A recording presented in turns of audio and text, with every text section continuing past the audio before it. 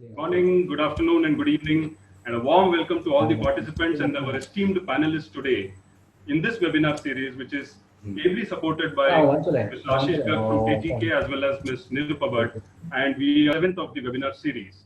Thank you so much for being here and participating in this most important webinar, which will give us enlightenment about the Far Eastern economies. We have industry leaders, association heads, and representatives of the ministries with us today to discuss the potential of Asia as well as the ASEAN region in the near future. Will the Asia and the ASEAN region be the sustainable market for the jewelry industry? It is for us to watch today and hear the experts speak. Can I invite Mr. Ashish Garg from KGK, who's been an ardent supporter of the web series that we are doing, to open the webinar and say a few words. Thank you, Mr. Ashish Garg. Thank you, Subbu. Good morning to everyone. A warm welcome to all the esteemed panelists and participants to this important webinar titled Asia Jewellery E-Conclave 2020. Like they say, in all adversities, there is an opportunity. COVID-19 has posed a big challenge to all of us. But at the same time, there are a lot of opportunities in the world of gems and jewelry industry in the growing market like Asia, especially Asian region. Third decade of this century will be dominated by rise of Asian economies, it has been said. And we at KGK are fortunate to be in most of the major countries in Asia. Asia market has a huge consumption potential and a huge capability and capacity to produce. And thus it is said that Asia will be important economy for this decade.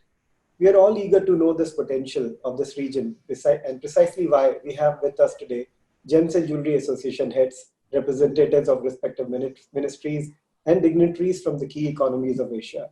The esteemed panel will debate and share with us their experience and potential to build relationship and initiate business in the region that will educate and guide us to build a sustainable future in this sector and the region. I'm sure that today's session will be reassuring, and once again, it gives me immense pleasure to welcome you all. I'm happy to declare the webinar open. Thank you, Subbu. Please take it forward.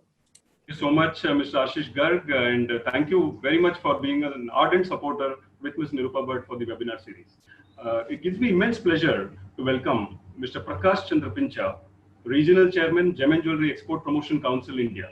He's been witness to the evolution of the gem and jewelry sector over time, and under his leadership, there have been many initiatives rolled out for the benefit of the gem and jewelry sector at large.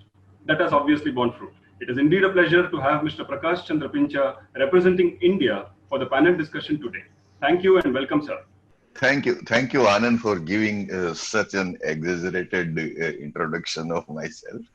But anyway, I will be delighted to interact with my fellow panelists who are from across the ASEAN countries and Middle East. And I think that this is one of its kind of webinar during this COVID period that is really very enlightening, is going to happen like that. Thank you so much, sir. It is also a pleasure for me to welcome Mr. Suthipong Darmongasakul, the chairman of ASEAN Gems and Jewelry Trade Association. Pitted as the next destination to sustain and build the gem and jewelry trade, Mr. Suthipong would share with us important factors regarding building partnerships, understanding the dynamics of ASEAN as a region, and sustaining and expanding trade in the sector. A warm welcome to you, sir, Mr. Suthipong. Well, good morning. Thank you for the invitations, and I'm very honored to be here on this panelist. And of course, you know, the COVID-19 pandemics, I mean, the impact is so strong, you know, and we had more or less the same situation like Malaysia, Mr. Ermin Sale just mentioned. And of course, we know that, I mean, across the globals, we had, I think, a tough time, not only the gem and jewelry industry and other sector as well. Yeah, and thank you for joining. Absolutely, sir. Thank you so much. It is now indeed a pleasure to welcome Mr. Ermin Seo, Advisor, Federation of Gems and Jewelry Association of Malaysia. He has been witness to the growth of Malaysia in the sector and has played a key role for the gem and jewelry members that has involved important initiatives rolled out by the respective economy for the benefit of international gem and jewelry trade at large. It will indeed be a pleasure to hear you today, sir. Thank you and a warm welcome once again. Yeah, thank you, Mr. Subbu. Yeah, in fact, it's a very good opportunities to get in touch with some of the old friends and some of the important person in these industries all over this region. Now that we are sort of a lockdown and couldn't be as meet as often as we like, traveling to Absolutely. all the jewelry show all over the world. Yeah, we are quite badly impacted, like what Mr. Suripong has said.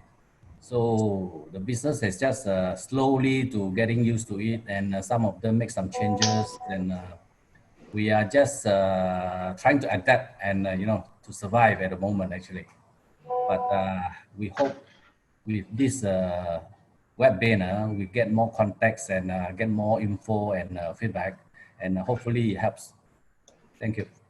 Absolutely, sir. Thank you so much for joining us. Our next speaker really needs no introduction. It is indeed a pleasure to welcome Mr. Tawhid Abdullah once again to the webinar series. Mr. Abdullah is the chairman of the Golden Jewellery Group Dubai, UAE, and has been the pillar of strength in the sector for the economy when it comes to initiatives pertaining to the gem and jewellery industry. UAE and Dubai offering a large consumer canvas to the world of jewellery and is one of the largest importers. It would be indeed a pleasure to hear his thoughts today regarding strengthening the bond between UAE and the Far Eastern economies. A warm welcome to you, sir. Once again, welcome. Thank you very much. I really appreciate all of you putting all these seminars together. And I think our industry need to have more pillar built between us. We need the chain to be stronger. I think we all need each other, and can't deny that the Far East for us is more and important with the respect to the West. They became like 70, 80%, if not more, of our total imports. So our link with our friends from Turkey and India, Malaysia, Indonesia, China, Vietnam, all these are very important suppliers to us, and we are happy to exchange ideas and the current status on our part of the world and the rest. Thank you very much. Absolutely, sir. Thank you so much and welcome once again. It gives me immense pleasure to welcome Mr. Altaf Iqbal, Chairman Facets Sri Lanka and Vice Chairman Foreign Promotion Sri Lanka Gem and Jewellery Association to the first Asia Gem and Jewellery E-Conclave 2020. Mr. Altaf has been spearheading various gem and jewellery committees in Sri Lanka and has been instrumental and influential on various initiatives and programs unleashed for the gem and jewellery sector in the region. During his tenure, he has always strived to build relationships and strengthen trade. Indeed, wonderful to have you with us today, Mr. Altaf Iqbal. Warm welcome to you. Hello, everybody, my fellow speakers and good people of the world. It's a pleasure to be a part of this webinar. And I want to say greetings from our Sapphire Island of Sri Lanka, where we are the least affected country of the world in terms of COVID. At the moment, we had confirmed cases of 2,069 and recovered 1,860. We have recovered. So that means we have active 195 cases, critically ill 1, and death only 11.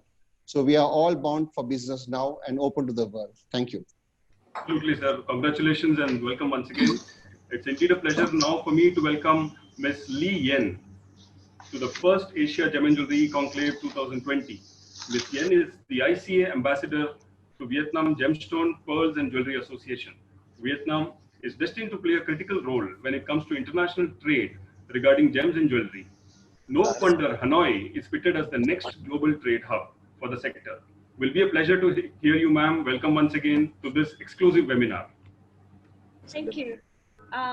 It's my honor to join our webinar for sharing the opportunity and chances to support the markets. And I would love to share my knowledge about Vietnamese market and also learning from everybody to find a way to connect and collaboration in the future. Thank you so much. It also gives me immense pleasure to welcome Ms. Nirupa Bhatt, who will be moderating the session today. Ms. Bhatt really needs no introduction. She's been an ardent supporter of the webinar series here, and she's been a mover among industry members and various sectors globally. Ms. Nirupa Bhatt, please welcome. The stage is all yours. Thank you, ma'am.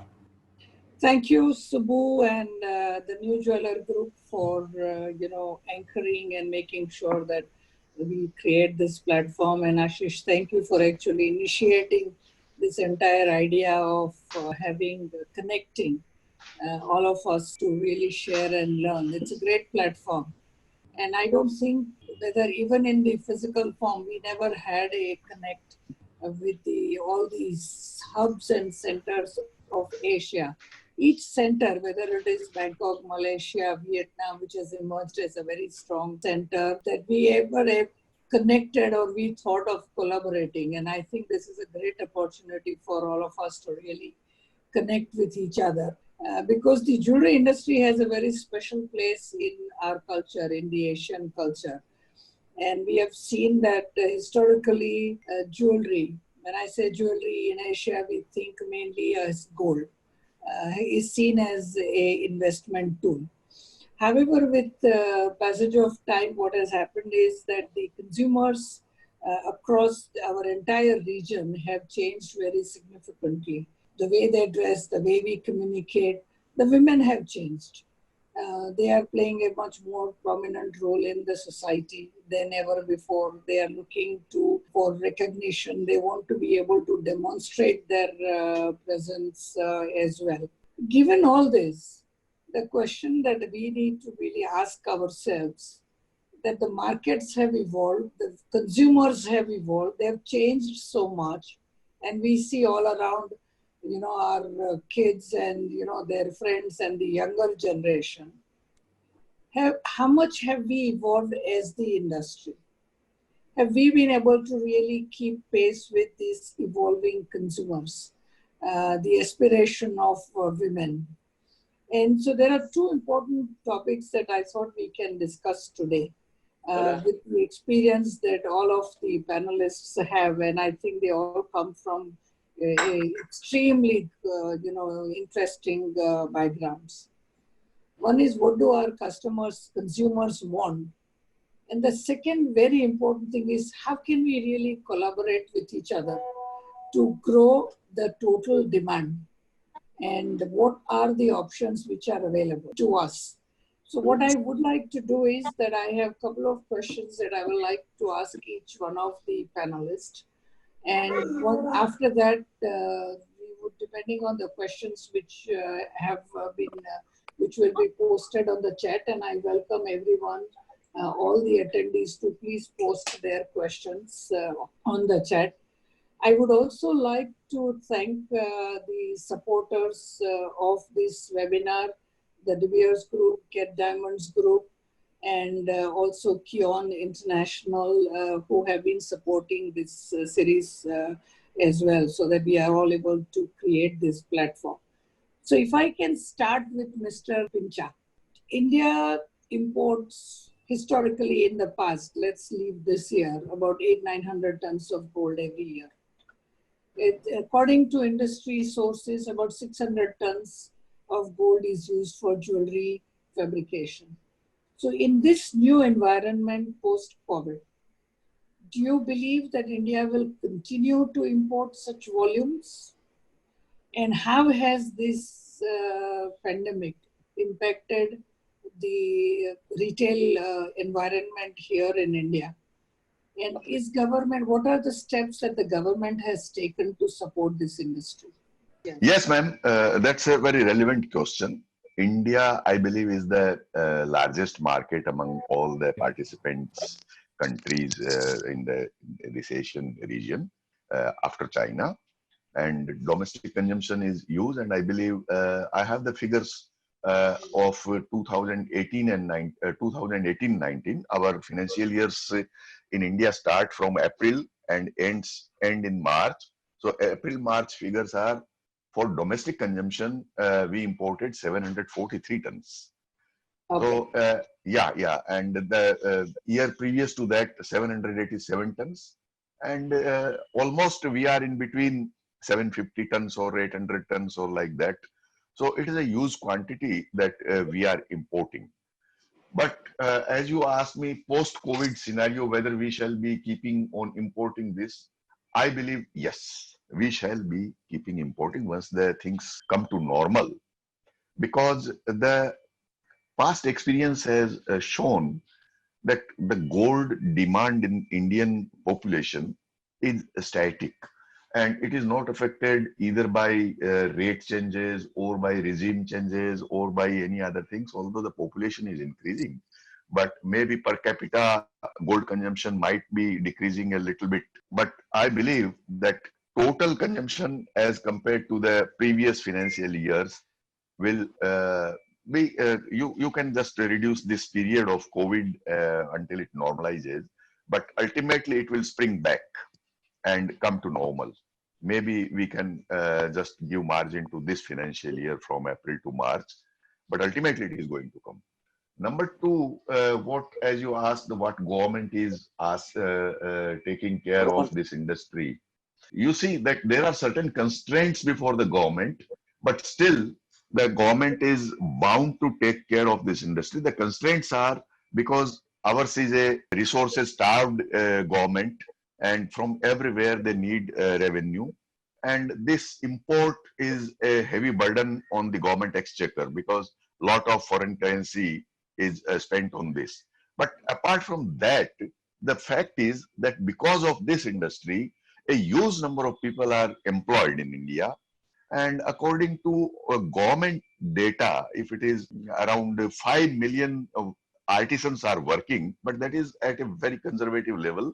What industry guys believe is that more than 500 million and close to 1000 million people are engaged in manufacturing, and most of the people are self-employed. It is an industry which is just done by the self-employed and self-learned artisans, because mainly it is handcrafting industry. And although the organized sector has also come up with production, but still it is being dominated by the handcrafted merchandise and produced by artisans over there. So government has to take care, because this is one of the biggest job provider, and government has come out there recently. MSMEs, micro, small and medium enterprises. The government has come out with a lot of announcements to support these enterprises in manufacturing with very low rate of interest and easy credit. And government is always in a mood to support at least the artisan level over there, so that they are not deprived of their work. So I believe that Indian market will spring back to its normal position once everything falls normal. Thank you, Prakash bhai. So this, in Malaysia, we have a little different situation, Mr. Armin. You certainly have a good domestic market and a manufacturing sector, but Malaysia also is a significant exporter of the jewelry. So how is this current situation impacted the domestic demand and the exports? And the other very important thing is that how is government really supporting the exports? And are there lessons that we can learn from Malaysia? Like I mentioned just now earlier, Malaysia actually export more than we consume locally. We exported, I have the figures for last year. We export about 40 tons of plain gold jewelry, while locally we only consume around 20 tons. And of course, most of the manufacturers are actually located in the northern part of Peninsular Malaysia.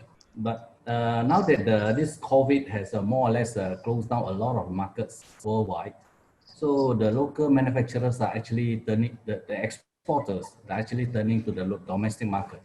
So they have to switch their, the sorts of the customers to the local domestic retailers and wholesalers. So, and also some of them actually go into live streaming to promote their products. So just to, get some cash flow and stay afloat. As far as the government is concerned, we have been, we are always the government has always been very business friendly, more so in this precious metal industry. We enjoyed tax-free status since the year 2000. Even though we have a short period of GST implementation in 2015 to 2018, which abolished after 3 years of implementation. And at the moment, the government actually has this sales and service tax, but luckily or unluckily, we were actually exempted for our industry. So the tax-free status still maintained, which in a way it helps the exporters, and also actually for us who actually import a lot of jewelries and some of the finished goods, gems and jewelries, it helps a lot. But of course, it also attracts a lot of foreign retailers coming into our market because of this tax-free status.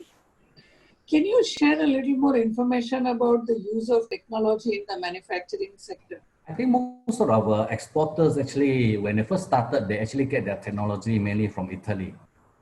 But lately, also a lot of our exporters actually also get machineries from Istanbul as well, and actually India as well. When they start visiting the Indian shows, yes, because of price and technology-wise also quite compatible. Thank you, Mr. Arvind. So, Mr. Sutipong, the ASEAN region is becoming increasingly important in the world economy. Not only just from the manufacturing point of view, but also from the consumer markets.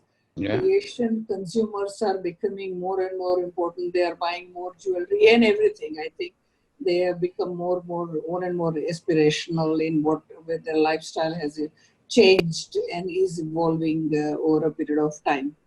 So what do you think are the growth prospects for our industry in this region? And the demand has not really, the global markets have not expanded tremendously in the last few years. Do you see that expanding soon?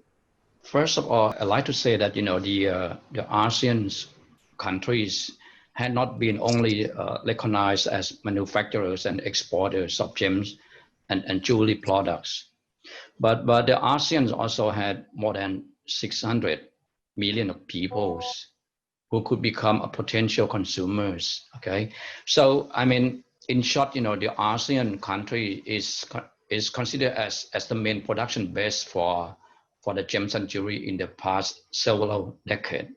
Okay, so well, most of them, they are OEM, so there's some kind like, I would say, it's a practice, it's a tradition for the ASEAN players that they just make orders from the buyers from the US and Europe. But again, look at the ASEAN, we also had an excellent supply chains for the gem and jewelry industry from upstream to downstream. That I would say that the strengths of our ASEAN's players, but what we see, I mean, the strengths and also the weaks, I have to say the weakness of the ASEAN country is we just cannot, I mean, make our transition to be like a kind of ODM, or we call, create our own designs and producing the jewelries from our designs, I mean, in-house, so we have to wait for the buyers' orders from overseas all the time. That's considered as the weakness of our industry. So that's a kind of big pictures from the ASEAN. But if we look at the consumers in the ASEAN market, I would say, it could be a good futures for the investor from all over the world that would come to ASEAN countries, because, okay, what we see, the middle class group of people is a kind of growing so much, and the culture of the Asian people, we also, buy jewelry for investment as well.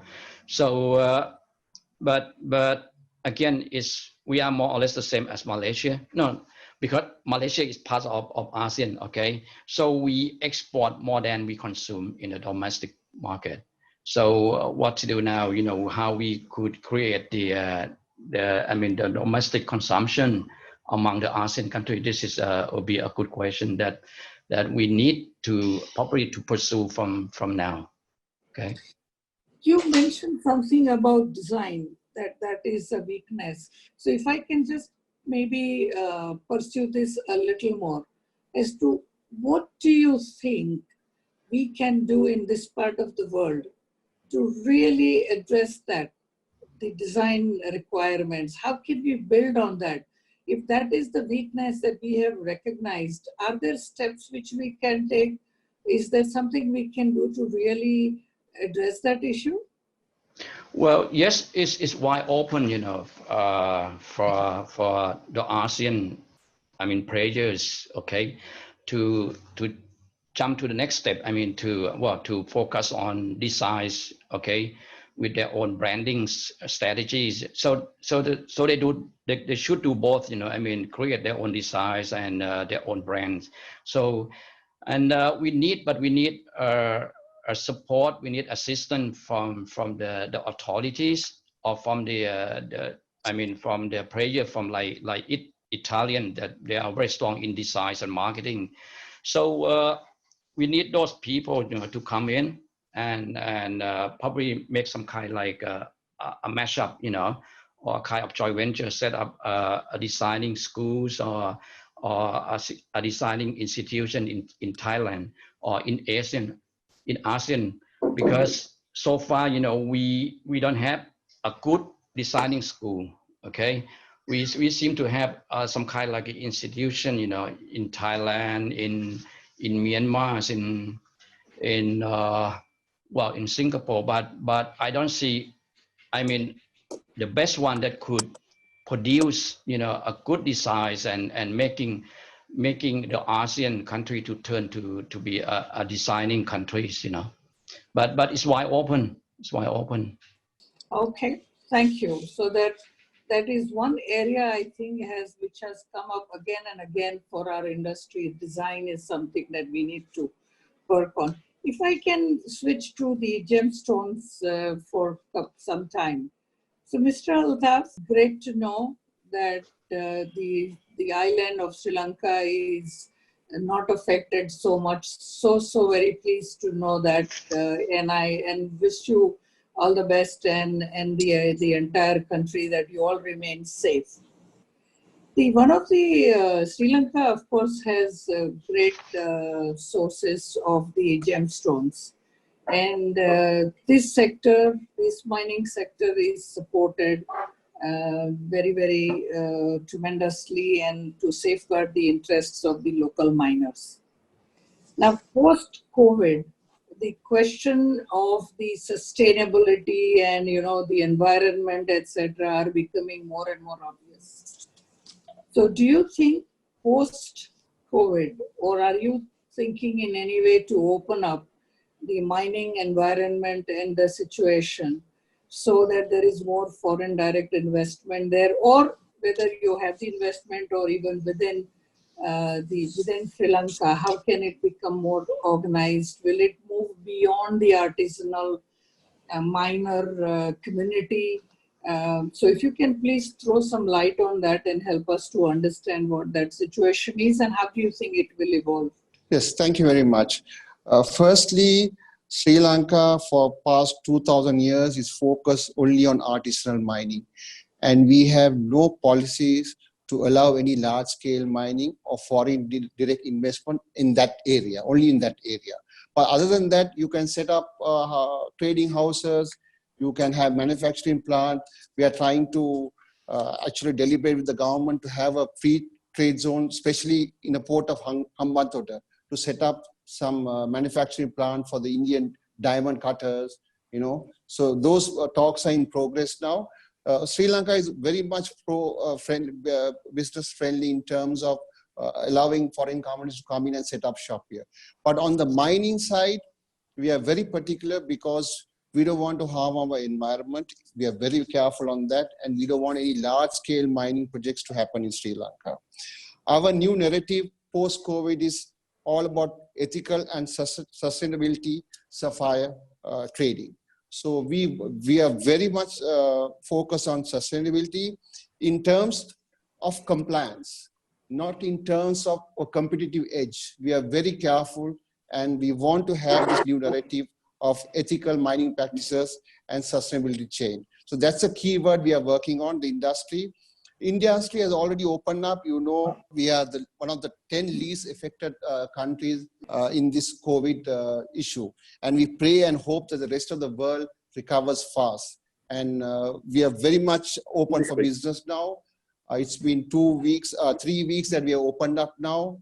Mining activities are already happening.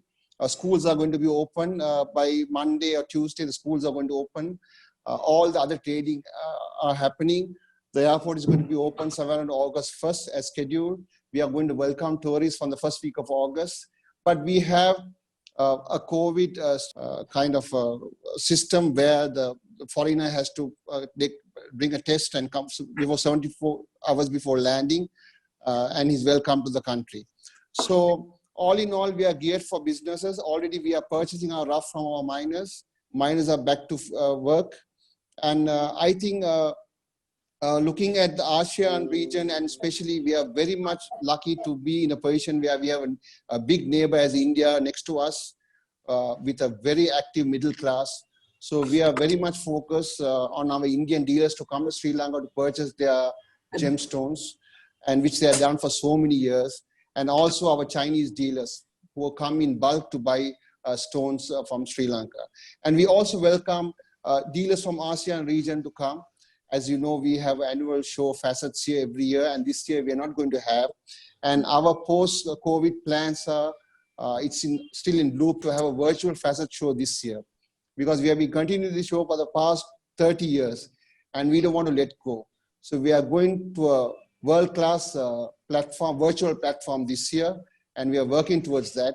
And the world will know this in another 1 or 2 months' time about this show. Thank you. Thank you, Mr. Altaf. Tawhid bhai, everyone, we just heard from the manufacturing centers, Mr. Armin, Mr. Sutipong, and Mr. Altaf spoke about how they will support the manufacturing industry. UAE and Dubai, of course, is the international center and gets jewelry from across the world. The question is that what advice would you have for these jewelry manufacturers who would like to continue to export to UAE? How can you collaborate rather than just buying the merchandise? Are there ways, Mr. Sutipong mentioned about the design as something which we can all work on and we can focus on. So how do you think, what are the collaboration options which are available with the retailers of the Dubai with these various manufacturers in this region? Let me just emphasize 2-3 points. If we talk 40 years ago, we need to thank all of my colleagues, need to thank Singapore, because Singapore was the first country to launch products from Malaysia and Indonesia through Singapore, and then they have entered the market. They become the Far East today. If we put Turkey part of Asia, I think they produce and export more than 90% of the world that we in UAE consume and re-export. So our relation has gone so tight and so solid with the Far East. If it is Malaysia, if they produce 60 tons and export 40 tons, I think good 25-30 tons of that comes to Dubai. If we see in India, India does a lot. We are the first partner to the producers. We in UAE are producers of 35-40 tons, probably sometimes in a bit lower price as well. I think I would emphasize on my fellow friends to focus more with us during exhibitions. You know, they are always so busy with the trade. But I think your point is a very valid point, because we need to emphasize more of the trend of the consumer's need.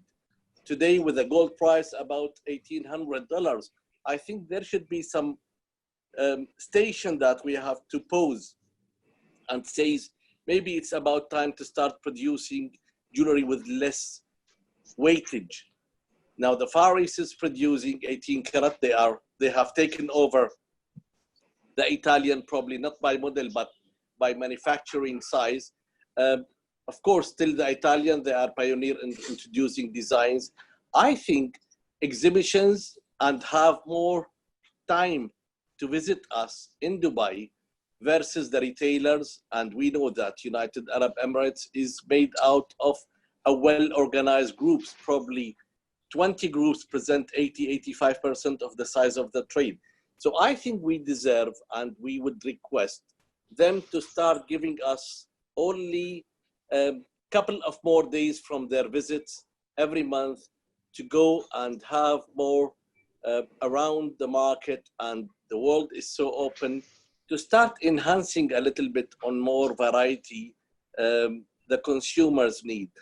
Country like UAE would like to see more ethnic jewelry, for instance, more traditional jewelry. So still we are manufacturing it ourselves, but there is a scope to improve that for matching the young generation. Yes, and I think, you know, we have an open country, we have got the government supporting our industry, and we have got a trade who is very flexible. We can easily match the speed of the Far East because we are, you know, partners with them. And I would really request more exhibition participation and more frequent visits, particular ones, special visits for reintroducing some new designs. Thank you. So Tawhid bhai, are you recommending that in the exhibitions which are organized in Dubai, that more of them, more manufacturers from this region should come and exhibit, or they should just visit on their own? Or if you can just elaborate that a little more. I would like to see both of them. You know, our exhibitions are not participated. You know, when we have B2B or B2C shows, we don't see much. Maybe we see some of Hong Kong diamond traders frequenting our shows because they do B2C. But B2B, we'd see very poor presentation from the Far East. You know, all the country, either it's been Thailand, Indonesia, Malaysia, China.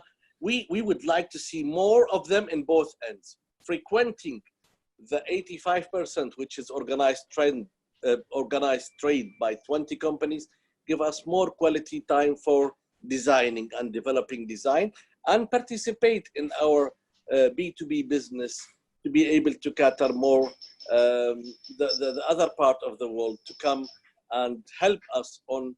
We are a good partner to them. We are a transit partner to all these partners because we buy their jewelry and we sell it for the rest of the world. I think we should be a little bit more focusing with them in introducing more designing.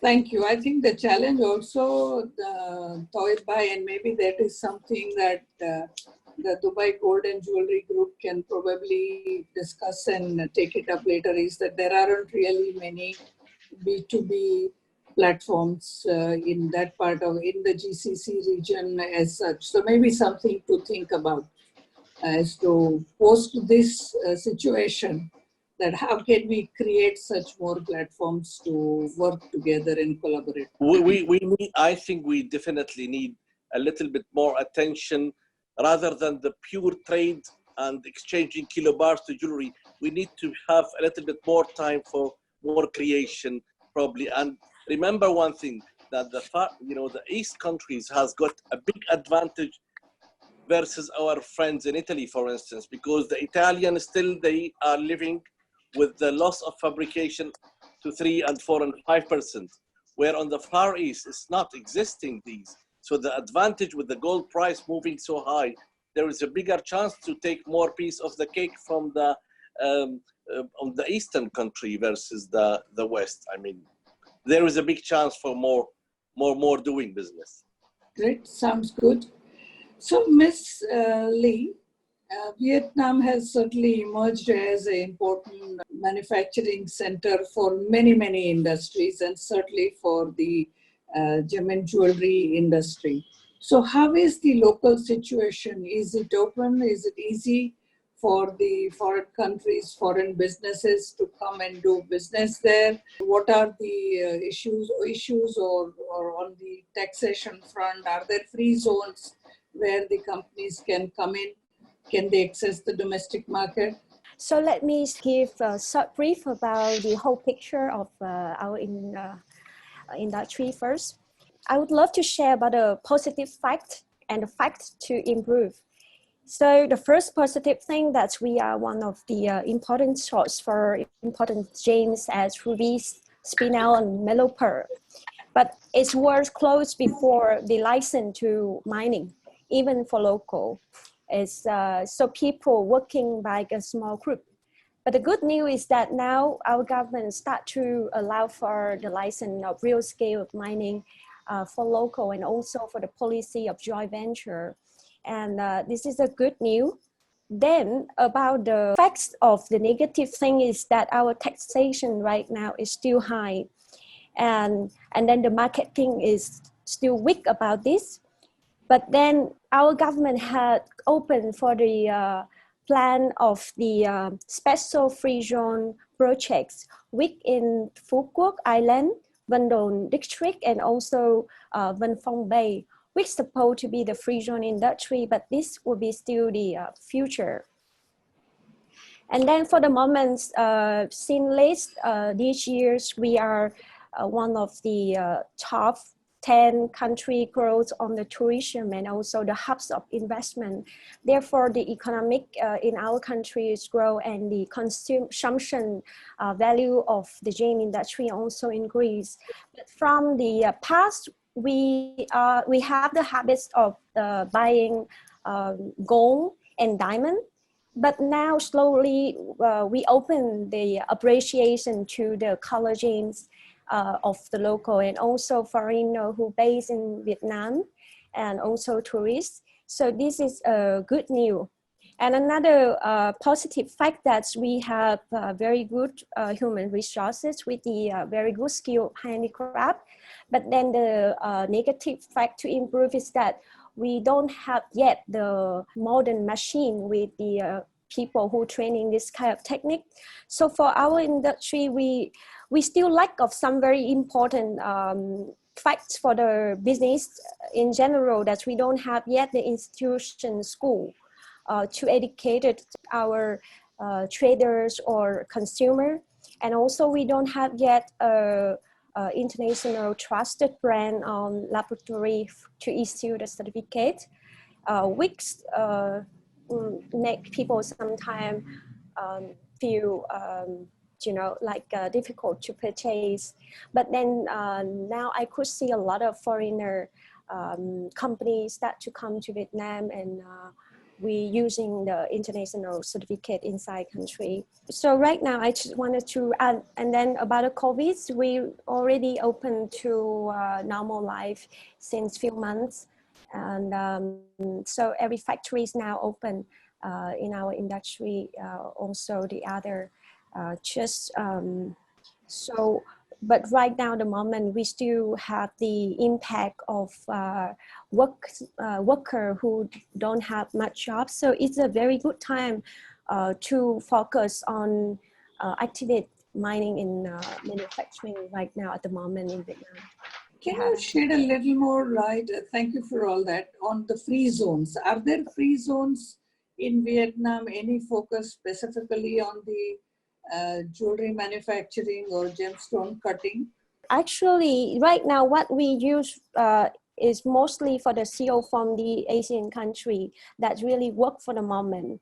But the agreement of free zone, I guess it may work at the moment for exhibition or machine equipment. For gem and jewelry, we still need to wait, because this right now, our government, we're still thinking about it. It will be the future. Hope for the best. Thank you. So, Mr. Pincha, we have heard from all the panelists about, how there is a need to build on designs, and there has to be a more B2B connect. And for all this, one of the most important thing is that one is able to visit those places and really understand what the local market is. And hopefully this pandemic will be over in not too distant a future, and we can do that. The question is that the retail environment and the industry in India has evolved significantly in the past few years. We now have, from the independents, we have grown, and we have regional chains and the national chains.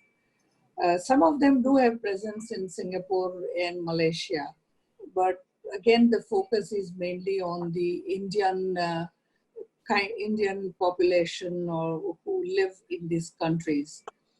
So do you foresee that the Indian retailers will go and be able to set up joint ventures and get into the retail environment to cater to the local population? Do you foresee that coming so that there could be some growth opportunities and so that, you know, there can be a more learning from each other? First thing first, as you asked whether the Indian retailers will be interested to proliferate in the Far Eastern countries, although there is presence, but that is very negligible. And in fact, the market as compared to Indian retail is very small in all the countries for retail. So naturally, whenever someone wants to expand and wants to go overseas, his first choice comes to Middle East because that is a ready-made market and the ease of doing business factor is also great over there in comparison to any other country. And the second thing is regarding the designing, as you asked me. India is definitely making big steps in designing, and we have double advantage. We are inheritors of a great and rich heritage. And you know, even today, the most expensive designs even in Christie's or anywhere in auction houses, they all get inspired from the Indian heritage. So we have got that into our blood. And apart from that, because of the changing taste and of the millennium, new millennia, and the women is getting empowered to take her own decision, and she is going out of the home, working in the offices, and jewelry has become something more than a thing to be used in the social functions. Now it is a matter of daily function also. And the new designs, especially the designs which are inspired from the West, are being done over here. And as you are very aware that there are a lot of designing schools imparting very good teaching. And apart from that, the government has taken initiatives to open common facility centers to improve the quality of manufacturing of the local artisans who are used only with the traditional tools and working with the hands. As Ms. Lee told that in Vietnam there are no modern machines. So India is also producing a huge quantity of jewelry without the help of modern machines, only with small tools and their handcrafting skills. So these common facility centers which are coming up, these will be a powerhouse to improve the quality of these manufacturing, introducing small machines, taking help of that, although it will be a predominantly handcrafting items, but the quality will improve great. And wherever the I can tell you that more than 6 or 7 common facility centers are being in process, one in Calcutta, one in Rajkot, and so many places. And they will be coming up within a very short period of 5 or 6 months. So we can see that a great improvement will be happening over there. So I do not think that India is lagging behind in designing, although that is correct, that designing is such a thing that we are to just like remain like a flowing river. So there is no end and there is no room for complacency. So every time it has to be evolved. But I can tell you that India can compete anybody in designing as well. Thank you, Mr. Pincha. So, Mr. Sion, we have been talking about how the, we have to, Mr. Tawid also mentioned about working closely with the retailers, and it has all to do with understanding what the local market needs are.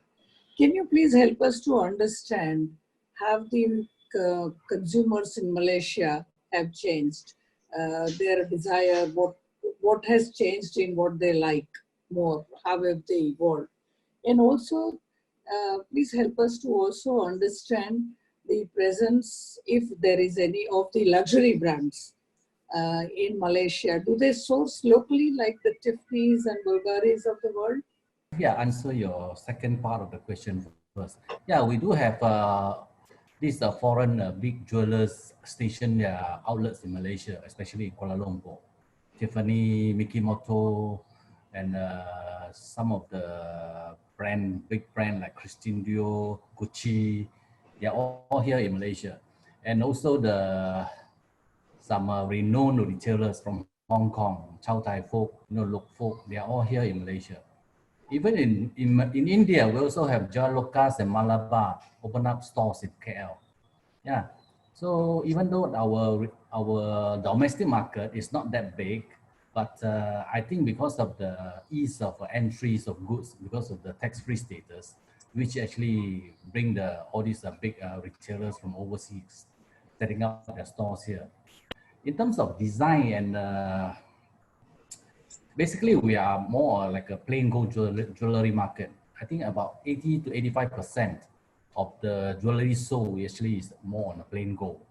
So over the years, of course, with the hike in gold price, you see a trend of going into all these hollow pieces, but also we have some chain store operators who actually go into branding. They have their in-house brands, which is always difficult to actually build up a brand. But I think going forward, this is the way we should go to differentiate from the other retailers, setting up the in-house brand. Yeah.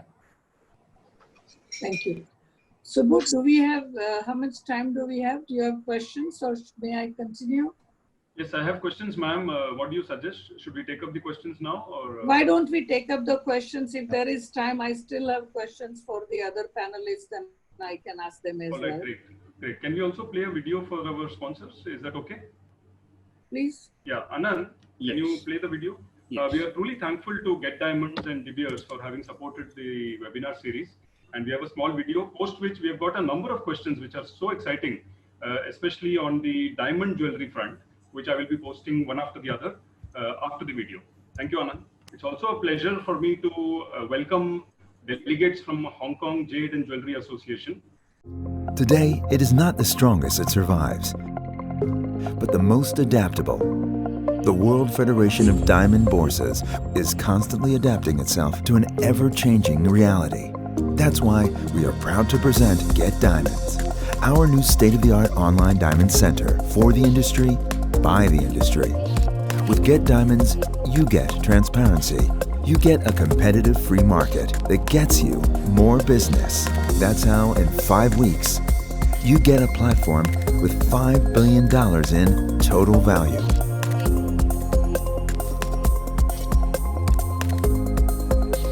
So don't get left behind. Get Diamonds, the biggest diamond search platform in the world.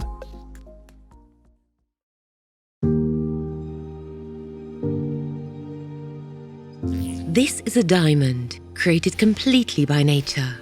A precious mineral older than life on Earth. We can quantify its value using the 4 C's: color, cut, clarity, and carat weight. But to know what makes it truly special, we must go beyond.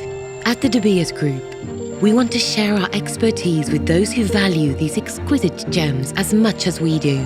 Let us take you on a journey 3 billion years into the past and hundreds of kilometers below the surface of the Earth. This diamond was born from naturally occurring extreme temperatures and crushing pressures. Carried to the surface by deep source volcanic eruptions, it has lain undiscovered for geological ages, until now. With pioneering exploration and mining technologies, we can find and extract it. With expert cutting and polishing, we can bring out its inner light. And with extraordinary knowledgeable people, we can share our passion with the world. From mining to grading, we at the De Beers Group have expertise in every stage of the diamond pipeline.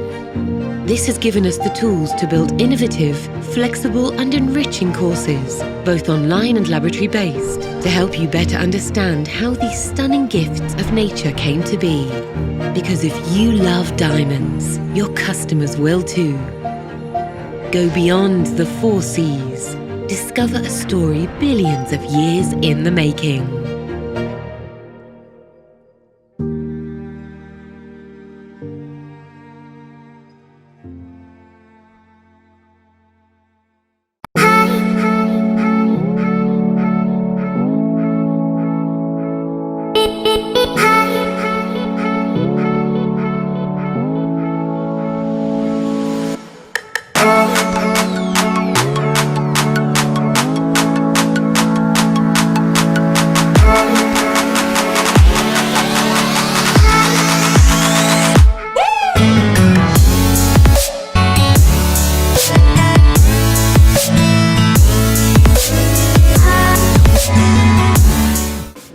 a brief idea about the purity in this parcel?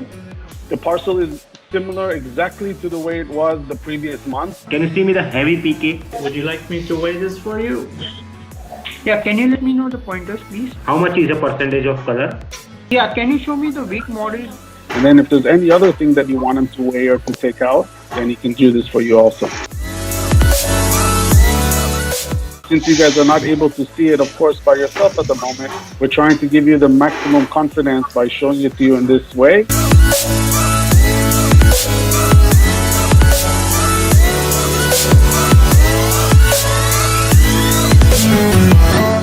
Thank you so much, Anand. And it also gives me immense pleasure to announce the launch of one of the largest B2B website of KGK Group.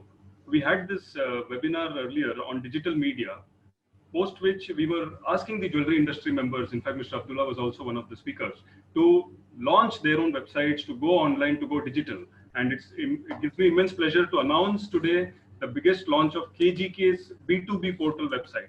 The website is www.kgkdss.com. That's kgkdss.com/KGKB2B. Congratulations to the KGK Group. Thank you so much. And now we move on to some exciting questions that have been posted by the participants. Of course, the entire industry is looking at moving from probably Europe and the US region to the Far East, and they need to understand the economies further. And that's the reason we have this webinar. The first question that we have received is for Mr. Armin Sio. Will Malaysia open up for manufacturing setups? If not gold, will it open for diamonds and attract investments? Mr. Sio, would you like to take this up? Yeah, like I mentioned earlier, we are very business friendly. There is no restriction whatever for all these foreign investment, whether in gold or in diamond. We used to have 2 diamond cutting plants in Malaysia, but back in the 90s. But probably due to some lack of skilled workers or some other reason, they have moved somewhere else. There is no restriction at all. You can even have 100% ownership. There's no problem. A little more input to the person who's asked this question. Would there be tax leverages or something called as a free zone that could be helpful to the diamond manufacturers? Okay, the fact that we are now actually in tax-free status, so there is actually no necessity for this free trade zone at the moment, especially our plain gold and diamond industry. Thank you so much, Mr. Sio. Our next question is posted for Mr. Sutipong. While we are talking about the ASEAN to become a big consumer market, how can a manufacturer benefit from the region, and which economy do you recommend for business? Mr. Sutipong, this is indeed a tricky question for you. Which of the ASEAN economies do you recommend for business? The reason why I said the ASEAN's, well, with 600 million population, is could be one of the largest consumer market for the gem and jewelry in the near futures. Okay, because number one, we have long years experience and our strengths for the production, as I just mentioned earlier, right? And of course, we also be able to produce the wide range of gems and jewelry, from the low price item to the high end products. So this is I think this is a kind of advantage.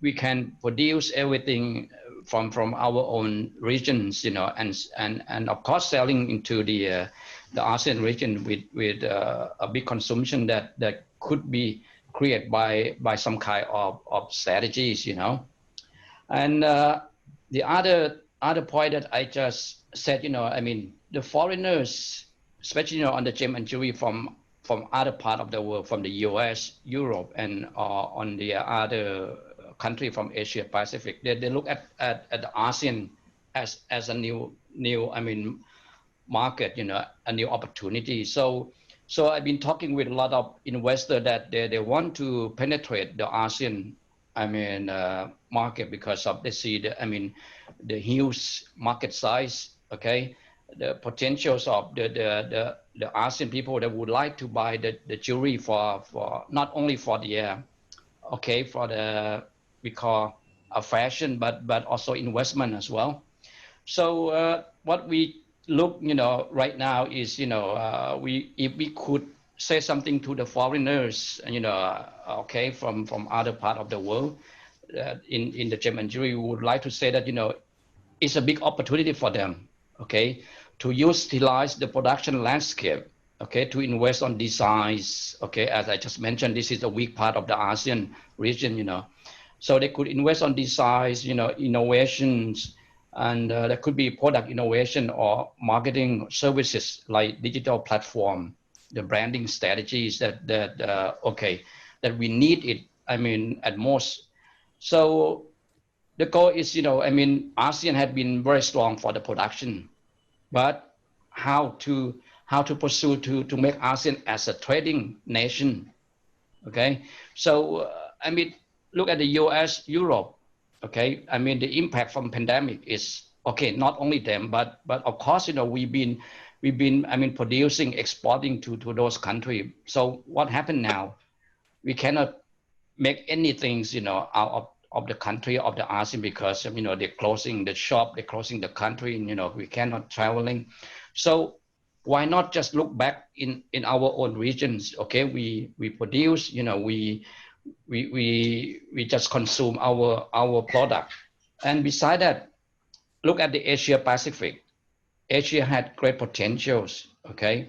Because, you look at China, Japan, Korea, India, Australia, and those, we had, ASEAN had some kind like a free trade agreement. We call FTA agreements. That means, we can buy and sell with those countries without any duties, any tax, So this is some kind like a big benefit for the ASEAN country to explore and to try to penetrate, So if someone want to come to ASEAN today to invest, I would say, this is a good time, okay? And beside that, okay, the cost of business operation in ASEAN is pretty low compared to Europe and USA, or other part. Because why not, come now? Because, we had everything ready, but we need an expert, okay? Something like, okay, the design from Italian technologies, from Germany, from Italy. So they come, make some kind of like a joint ventures, partnership, or set up this, something like, I just mentioned, or even the design institution here in the ASEAN region. Yeah, that's what I like to say. Absolutely. Thank you so much. That was an excellent call for bringing in investors into the ASEAN. Thank you so much, Mr. Sitipong. Our next question is for Mr. Pincha. Yes, please. India has been talking about reducing the import duties on gold for quite some time. Will it ever happen, and will it impact export? Mr. Pincha? This is a very burning question in the minds of all the Indians, those who are engaged in jewelry trading. But you need to weigh in the circumstances of the economy of India, because India doesn't produce a single gram of gold, and our entire gold industry and diamond industry both are dependent upon the imports. And as I explained to you in my earlier statement, that we are a foreign currency starved and resources starved economy, and we want more resources because a lot of infrastructure work has to be done in India, and government is working hard on that count. So you see that this import duty on gold is at present 12.5%, and it comes to around 12.89% inclusive of surcharges and all these things, so roughly 13%. So this is a big source for the government to generate revenue from the import duty. So I do not believe that for the purpose of advancement of this trade, government is going to consider to reduce the duty, because as I told you that India has experienced since last many decades that gold rates are not an impediment to the demand. Although the increasing population, in that ratio, the demand weight-wise has not increased, it is static. Although the gold prices are increasing and the people are spending more to buy that much quantity of gold. But overall, government knows it very well that even if the duty is reduced, because there was a time when the duty was close to 1%. And when it gradually increased and it came to 12.5%, the import quantity is almost the same. So government doesn't bother about decreasing the duty. And I personally, if you ask me, I will also say that it is in national interest. If it is in national interest, let it be so, because domestic market is not very much affected by the customs duty, because when the gold is imported, it is common to all that everybody will have to buy and pay the same price. But government in its prudence, they have kept the local taxes very low. 3%, I believe this is the world's lowest after, although we can't compete with Mr. Ermin's Malaysia. They are so generous to give 0% tax, but we cannot afford that. But at least it is 3%, and with the introduction of GST, the things have become very smooth. And the movement of goods are across the country. It is like a seamless zone. Otherwise, there used to be different states, and moving from here to there would have attracted double taxation. So that is not there. So I do not think that duty is going to be reduced. Now the thing is that is there any impact on the export front? Yes, definitely there is an impact, because exporters have to first procure gold and for the until they export and get the payments back to their country, their duty part is held by the banks. So that is an additional investment. But sorry to say that we are to bear it in the national interest, because government has no way out. Absolutely, sir. Thank you so much. Your reply was indeed helpful. Our next question is for Mr. Tawhid Abdullah. Dubai has always had large imports from countries like Turkey and Italy. How will the Far East economies fare in this competition? Mr. Tawhid, would you like to take this question? I would like to take advantage of being invited today with you guys. And I think, first we congratulate KGK for their B2B platform. I think it's a super smart move. I think we all need that. What I would like to do I'll take advantage. Last year, our government has given us as a jury group, together with the Dubai Export, the chance to invite the Congress of the Asian Associations, which was held last year in Turkey. And I will call upon Mr. Sotipong that we would like you to put Dubai on your next Congress. You have the invitation, and we would like you to send your committee to us so we can introduce you to the facility that we have in United Arab Emirates, we have in Dubai, either be logistic, airports, hotels, the trade itself, and the association we have with the Far Eastern countries. We have had it for a long time, and if I'm not mistaken, we are, if not the first, we are the first or the second for all the people on this conference, being the Malaysian, being the Indonesian, being the Chinese, being the Indian. So I would really, will accept a good positive feedback from you to accept that United Arab Emirates in Dubai will be hosting your next upcoming Congress, the Asian. That will give us a chance to introduce more ourselves, to introduce more the trade, and to have, a more relation to emphasize our collaboration with them. And I think, yes, the Far East are our #1 supplier by far. It could exceed the 90% of our total imports. Either it's plain jewelry or it's studded jewelry, either manufacturings or mounting or whatever. And we'll invite our Turkish partner as well to be part of this Congress, hopefully. Next will be in Dubai. Thank you, Mr. Twin. I'm very happy to hear that from you. Actually, I made it a big point, so you have more witness to Mr. Ermin Sia also here, so he's also one of our top, management of the ASEAN. I made it a point. Yeah. So we are very pleased, okay, we very soon, once, the COVID pandemic can be contained, so probably we could, prepare to go ahead with the conference in Dubai. Okay. We have got a few government supporters, the invitee is not going to be from the jewelry group only, and it's going to be the Dubai Jewelry Group presenting the industry. But we have got Dubai Export, Dubai Economy Department, Dubai Customs, and Dubai Board of Tourism. So it's a 4 or 5 government department who is supporting to us, because we would like to show the world that we are very much close relation with the Asian manufacturers. Thank you, sir. Thank you. Thank you. So much, Mr. Tawhid. Thank you so much, Mr. Sutipong. We are also pleased to welcome representatives from international bodies such as Hong Kong Jade and Jewelry Manufacturers Association, the Association of Jewelers from Philippines, the Turkish Jewelers Association, and the African Diamond Council. And it gives me great pleasure to read out a small message from Mr. MZ Fula Genge, who is the chairman of African Diamond Council. He says, the African Diamond Council and its diamond producing nations are very interested in maintaining very strong ties with our industry friends in Asia, the Middle East, and the Persian Gulf. I would personally like to extend a warm invitation to all interested parties to explore the vast number of opportunities that Africa presents.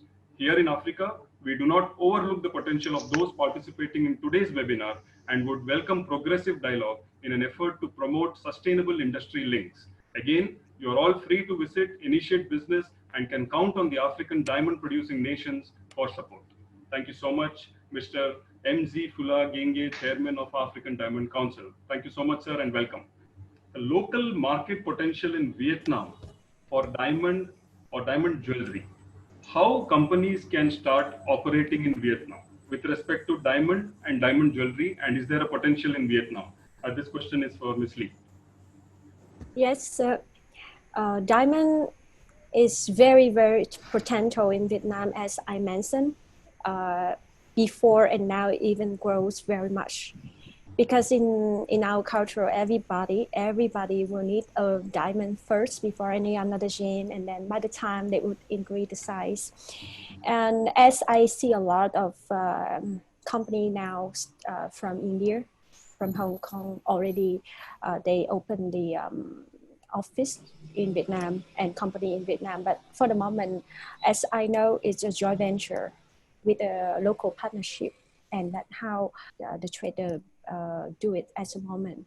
And also we have very strong connection to diamond sourcing. That Vietnam right now is a very competition. That if now a buyer want a diamond, and if you check with the source from Hong Kong, from India, from Thailand, our source still the best price. That's what I mean. So it's not easy. It's not easy. Yeah. While we have many more questions here, I would urge them to send email to the respective panelists, which we will support them, and answers can be given by panelists over an email. Thank you very much, Ms. Bhatt. The stage is yours. Thank you. Thank you very much. So I think all the panelists answered many questions, gave us a lot of information.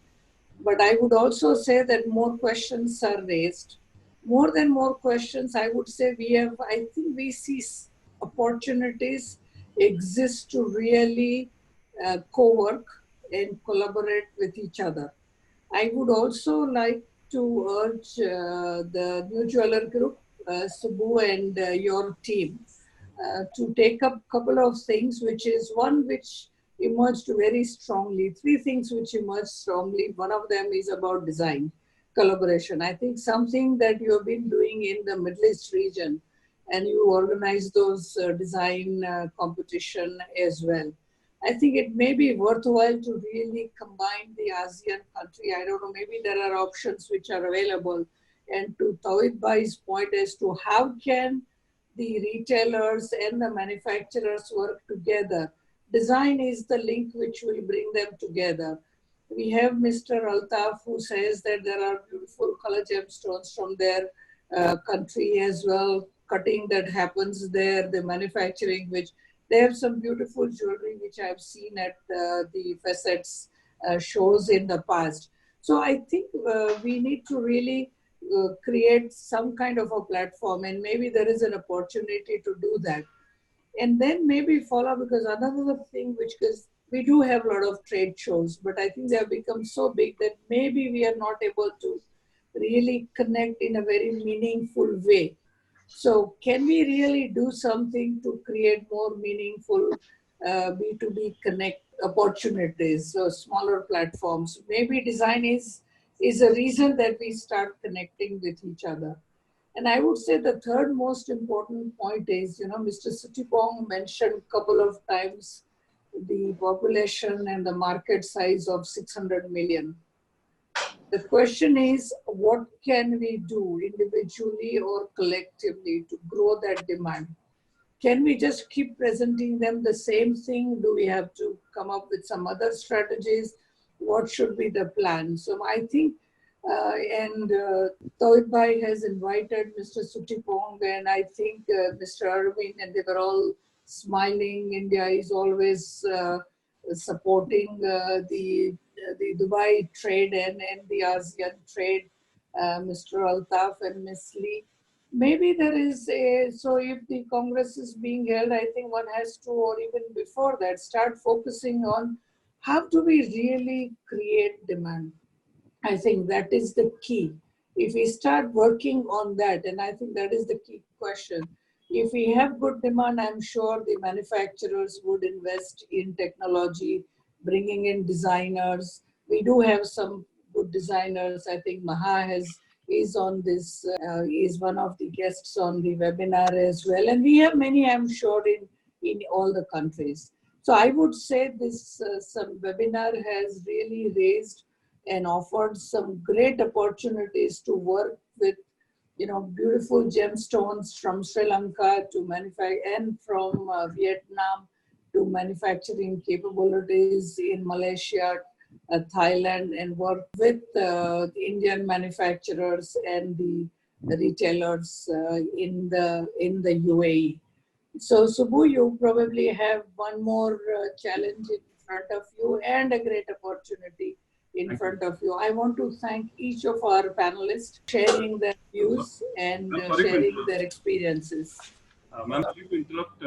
Sri Lanka Facet Show. Yes. First this year to go digital. One of the first shows to go digital. So can we have Mr. Altaf just talk a bit about the Facet Show, which is supposed to go digital, with your permission? Yeah. Yes. The virtual show is going ahead. We have planned. And one more thing I want to mention all of you all here. Asia is the future for our trade. We have to accept the fact. Asia has the future. And the fusion of cultures in Asia is all colorful. Imagine the Mughal heritage, the Rajasthani heritage in India. Just think about the Malayali heritage. There's so much of colors involved. Even in places like Malaysia, Indonesia, Vietnam, look at their rich culture they have. So this is where the designing is. This is where all about the future is. Post-COVID, we have to all get together and focus on Asia. That's the reason we don't want to be left out during this COVID situation. We want to have a virtual show so that all our customers from all over the globe, even in Dubai, I really appreciate the initiative Dubai took with the gold souk. It's an amazing concept, and if they can expand that gold souk to colored stone jewelry and loose colored stone, it will be wonderful for the world, because Dubai has easy access from all over the globe to us. So the virtual show is open for everybody to come in. It will be a 2-day live show and a 30-day static show. You can come and select. It's a very easy maneuvering show. It won't be complicated. We are going to limit to a certain number of booths, so it makes it very easy for a customer to walk in and select his stones. We already have our regular buyers from all over the globe. They can have pre-appointment with us, and we can show the stock to them, and they can go offline and also continue with their transactions. So the virtual show is first time we are going to do, and we are going to go all over the globe on a digital promotion, and we are looking forward. It's actually a learning curve for us, and even for the rest of the world, which is going virtual. And I think this will be the norm of the future. When things move normally, I hope we find a vaccine by next year. But if you don't find it, I hope we do it. I'm very optimistic on that. But this will also be a part and parcel of how we do business in the future. Thank you very much. Thank you so much, ma'am. You want to continue? No, I'm fine. I think I'm done. So I think there are opportunities to really collaborate and work. And I think we should not just, I would urge all the leaders from their respective region to really continue the discussions which all of us have started, and please pursue this. And I think that's the future. Thank you. And I think Mr. Altaf is so right. Asia is the future. Let's just make sure that we are able to really focus on that and take this further. Thank you for bringing that up, Mr. Altaf. I think very valid point. So much, ma'am. On behalf of the New Jeweller International Media Group, I thank the panelists, because when we call, you come. You know, we are truly grateful to all the panelists and also Ms. Nirupa Bhatt for having moderated this seminar and having a vision for the industry. Thank you, Ms. Bhatt, for that. Mr. Ashish Garg, definitely, yes, you have initiated the program, and thank you so much, Mr. Ashish Garg. And I call Mr. Ashish to give a word of thanks. See you till then next week. Take care. Yeah, we the panelists also owe a great thank to you, sir, for organizing such a meaningful discussion and making a platform to meet us, if not personally, at least on this webinar. So that's a great initiative taken by you. And please continue serving industry this way. Thank you very much. Thank you so much, sir. Mr. Garg, would you want to give a word of thanks? Yeah. Thank you, everyone. Thank you for the encouragement. And I really, I'm sure that, the kind of synergy that I can see emerging with a lot of people talking, the heads of organization talking about the cooperation, and, the virtual summit or the virtual exhibition that we are going to see in future. And plus, the small initiative that we have taken as, as a supplier and the manufacturer to connect all the people together through our B2B website. I feel, technology definitely will play a big role in future, and all the synergies, all the competencies of the world can get connected and used by, these kind of technological platforms in future. Thank you, everyone, for giving the fantastic input. And I hope we can keep on doing this kind of webinars in future, and we will bring you meaningful, forums for the industry to learn and get more information for. Thank you very much. Thank you very much. Thank you very much. Thank you for everybody, and we'll be closing the session now. Thank you. Thank you. Thank you to all. Thank you. Thank you. Bye bye. Stay safe. Everybody stay safe. Thank you. Thank you, Mr. Ermin. Thank you, Ermin.